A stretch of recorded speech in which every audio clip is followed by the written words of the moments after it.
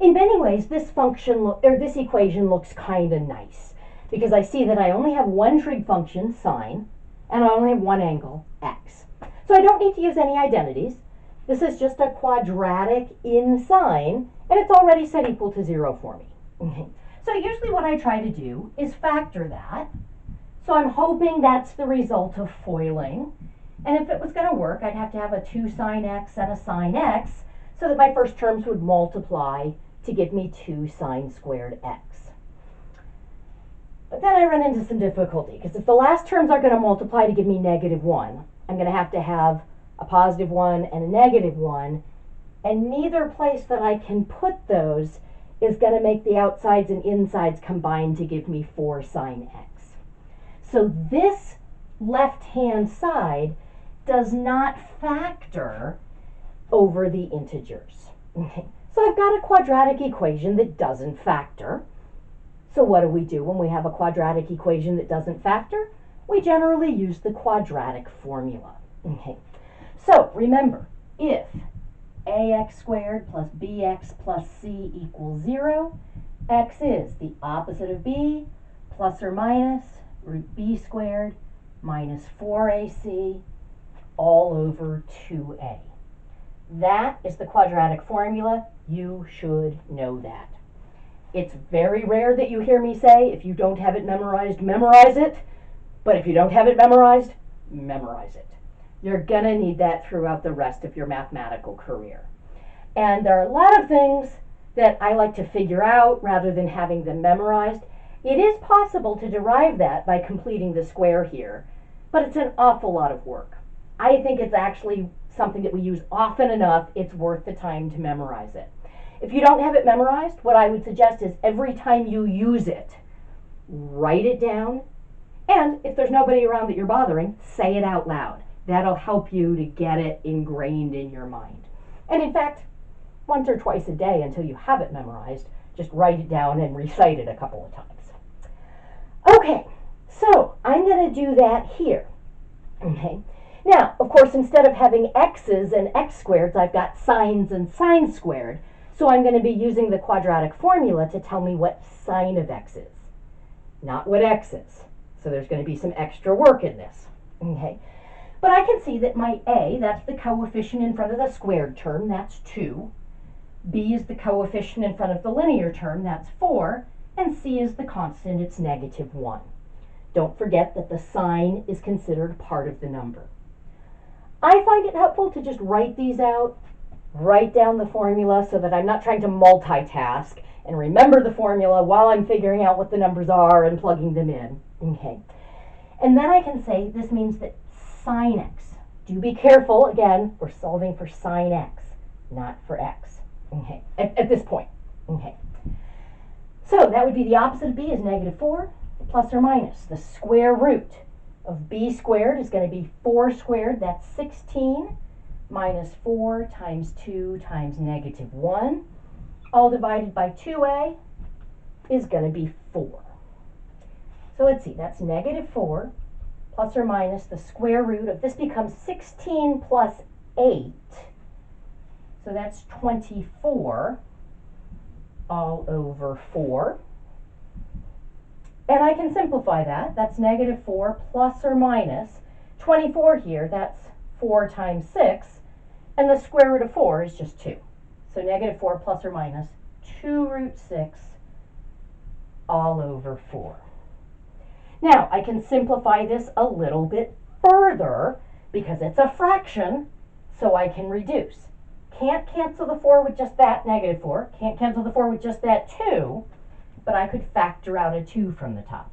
If I factor out a 2, it's times -2 plus or minus root 6 over 4, and now I can cancel that 2 with that 4. So I would get -2 plus or minus root 6 all over 2.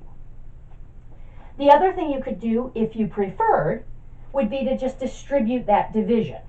So I could have said that's -4 fourths plus or minus 2 root 6 over 4.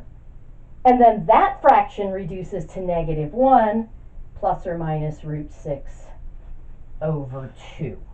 I actually kind of like that version a little bit better, so I'm going to go with that, but that's equivalent to this. I could work with either one. Okay. Now, when I'm working with this, I know that sine can only take on certain values.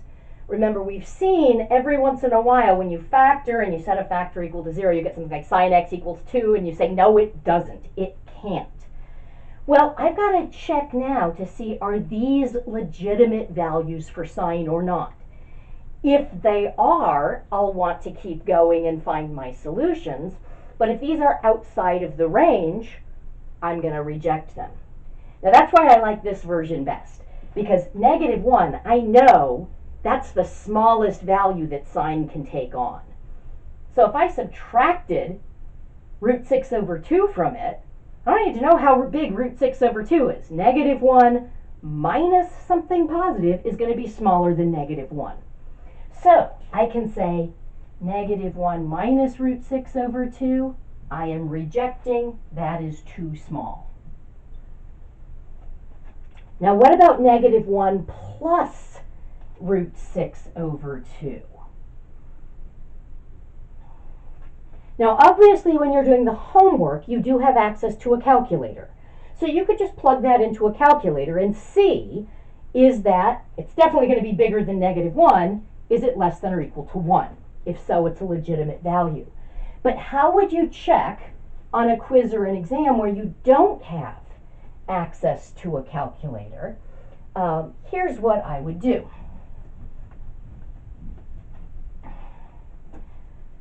I'm looking at root 6. Now I know if I square that, I would get 6. Okay. So what perfect squares is that between? Well, 2 squared would give me 4. That's a little bit smaller. 3 squared would give me 9.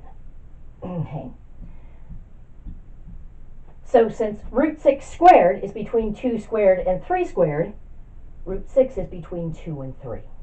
Okay. Now, if this was 2, -1 plus 2 halves would be 0. If this was 3, -1 plus 3 halves would be 1/2. So that's telling me that this is between 0 and 1/2.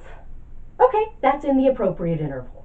Okay, so I am going to have some solutions where sine of x is this lovely messy number, -1 plus root 6 over 2. And we've just shown that because root 6 is bigger than 2, this is going to be bigger than -1 plus 1. It's going to be bigger than 0. So that's positive. I need to know that because I need to know what quadrants I'm in. Sine is positive in quadrant 1 and in quadrant 2. Okay. So in quadrant 1, x is going to be the acute angle whose sine is this number. That's just arc sine of -1 plus root 6 over 2. That's my x there. And that value of x would be my reference angle here. So here, x would be pi minus alpha. That's pi minus arc sine of -1 plus root 6 over 2. So, those are my lovely solutions. Arc sine, -1 plus root 6 over 2, and pi minus arc sine, -1 plus root 6 over 2. Those are the solutions between 0 and 2 pi, and then to get all solutions, I just add a multiple of 2 pi. So we'll have arc sine, -1 plus root 6 over 2 plus 2 pi n, pi minus arc sine, -1 plus root 3 over 2 plus 2 pi n, where n is an integer. Okay. So, a couple of things to keep in mind. First of all, you got to know the quadratic formula. Second, the quadratic formula isn't telling you what x is. In this case, it was telling us what sine of x is. So if you have a quadratic in cosine, it would be telling you what cosine was. If it was a quadratic in tangent, it would be telling you what tangent was. Okay. If you're working with sine, cosine, secant, or cosecant, you've got to check that those messy numbers that you get from the quadratic formula are in your range. Tangent and cotangent are a little bit nicer because their range is all real numbers. So anything you get, as long as it's a real number, is going to work. Obviously, if you get a negative under the radical, then there's just no solution because we're working in the reals here. Okay. All right, so you have to check. That basically involves approximating the root. And you can approximate the root by saying, if I square it, in this case it was root 6, if I square root 6, I get 6. Find the perfect squares that it's in between. Okay. All right, excellent. So I think in the next one I'll have you try one where you need the quadratic formula, but I don't have one picked out yet, so I'll give that to you at the beginning of the next video.